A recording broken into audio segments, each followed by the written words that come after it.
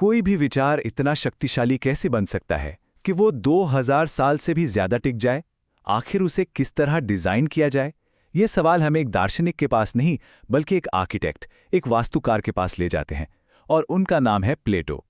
आज हम the Republic के ब्लूप्रिंट को समझने की कोशिश करेंगे और देखेंगे कि प्लेटो ने सत्य की एक ऐसी इमारत कैसे बनाई जो आज भी इतनी मजबूती से खड़ी है। तो प्लेटो के इस टूल किट में आखिर है क्या? देखिए, हमारी ये यात्रा 6 हिस्सों में बटी है। हम एक एक करके प्लेटो के सभी औजारों को परखेंगे, संघर्ष से सच निकालने के तरीके से लेकर कहानियों की अद्भुत शक्ति तक, और ये समझेंगे कि उन्होंने अपने विचारों की ये शानदार इमारत आखिर खड़ी कैसे की। और ये देखिए, यही है उस इमारत की नींव का पहला पत्थर। प्लेटो का असल मकसद हमें जवाब देना था ही नहीं, बल्कि हमें सोचने के तरीके सिखाना था। वो चाहते थे कि हम सिर्फ पढ़ें नहीं, बल्कि उनके साथ साथ उस पूरी विचार यात्रा का हिस्सा बने, सोचें और सवाल करें। तो पहला उसूल साफ है, लक्ष्य जानना नहीं, सोचना है। प्लेटो ने जो डायलॉग फॉर्मेट इस्तेमाल किया वो कोई लिखने का स्टाइल नहीं था, ये दिमाग को काम पर लगाने का, उसे कसरत कराने का एक सोचा समझा डिजाइन था। चलिए, अब आते हैं पहले औजार पर, घर्षण से सत्य। ये वो मशहूर द्वंद्वात्मक पद्धति है जिसे प्लेटो ने अपने गुरु सुकरात से सीखा था। अच्छा, तो ये तरीका है क्या? इसमें 2 विरोधी विचारों को आपस में टकराया जाता है ताकि बहस की रगड़ से झूठ की सारी परतें छिल जाएं और सच एकदम निखर कर सामने आए। ये एक तरह से विचारों की कुश्ती है जहां आखिर में जीतता हमेशा सत्य ही है। तो ये प्रक्रिया काम कैसे करती है?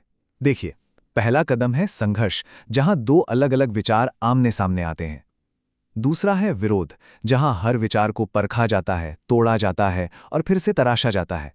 और आखिर में आता है संश्लेषण, जहां इस वैचारिक मंथन से सच बाहर निकलता है। लेकिन हां, इस रास्ते में एक खतरा भी है, भ्रम का, कंफ्यूजन का। प्लेटो को यह पता था कि ज्यादा बहस दिमाग को उलझा सकती है, फिर भी उन्होंने ये जोखिम उठाया। क्यों? क्योंकि उनके लिए सच्ची समझ कोई तोहफा नहीं थी, बल्कि एक जीती हुई जंग का इनाम थी।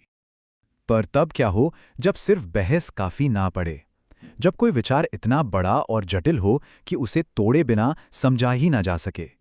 यहीं पर प्लेटो अपने अगले औजारों का इस्तेमाल करते हैं, विश्लेषण और सादृश्य। विश्लेषणात्मक पद्धति का मतलब बहुत सीधा सा है। किसी बड़ी मशीन को समझना हो तो उसके पुर्जे पुर्जे अलग करके देखो। प्लेटो भी बिल्कुल यही करते थे। वो बड़ी बड़ी अवधारणाओं को छोटे छोटे समझने लायक हिस्सों में तोड़ देते थे। इसका सबसे बड़ा उदाहरण देखना है तो देखिए, आदर्श राज्य बनाने के लिए प्लेटो ने पहले मानव आत्मा का विश्लेषण किया। उन्होंने आत्मा के 3 हिस्से किए, विवेक, साहस और इच्छा, और इन तीनों को राज्य के 3 वर्गों, शासक, सैनिक और उत्पादक से जोड़ दिया। मतलब इंसान को समझकर उन्होंने समाज का पूरा नक्शा बना दिया। अब जरा प्लेटो की सादृश्य पद्धति का कमाल देखिए। वो प्रकृति से एक उदाहरण उठाते हैं और पूछते हैं, अगर मादा चौकीदार कुत्ते भी उतनी ही अच्छी तरह झुंड की रक्षा कर सकते हैं, तो फिर आदर्श राज्य में महिलाएं पुरुषों के बराबर संरक्षक क्यों नहीं हो सकती? एक कितनी साधारण सी तुलना, लेकिन उससे एक कितना क्रांतिकारी तर्क सामने आया। और यहां सादृश्य का एक और बड़ा शक्तिशाली उदाहरण है। राजनीति की तुलना एक कला से करके प्लेटो ये तर्क देते हैं कि एक शासक को कठोर नियमों में बंधा नहीं होना चाहिए, बल्कि उसे एक कलाकार की तरह रचनात्मक आज़ादी मिलनी चाहिए ताकि वो राज्य को सही आकार दे सके। अब आते हैं उन 2 औजारों पर जो प्लेटो के तर्कों को एक सही दिशा और एक अंतिम लक्ष्य देते हैं। ये हैं सिद्धांत और उद्देश्य। तो ये निगमनात्मक पद्धति क्या है? इसे ऐसे समझिए, घर बनाने से पहले एक ब्लूप्रिंट बनता है ना?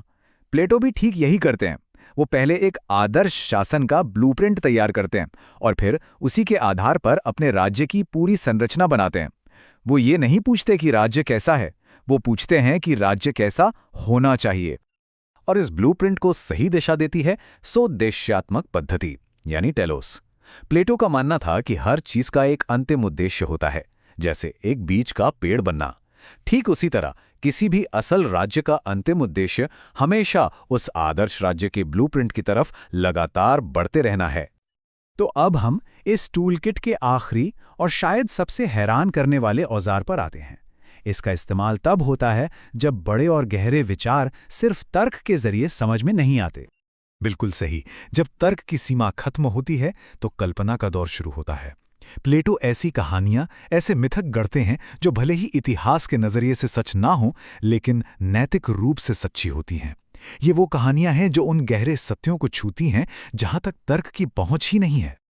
प्लेटो ने इस शक्तिशाली कहानी का इस्तेमाल एक बहुत ही कठोर सामाजिक ढांचे को आम लोगों के लिए आसान और स्वीकार्य बनाने के लिए किया। इस कहानी के जरिए उन्होंने एक राजनीतिक व्यवस्था को ऐसे पेश किया मानो वो कोई दैवीय या प्राकृतिक व्यवस्था हो।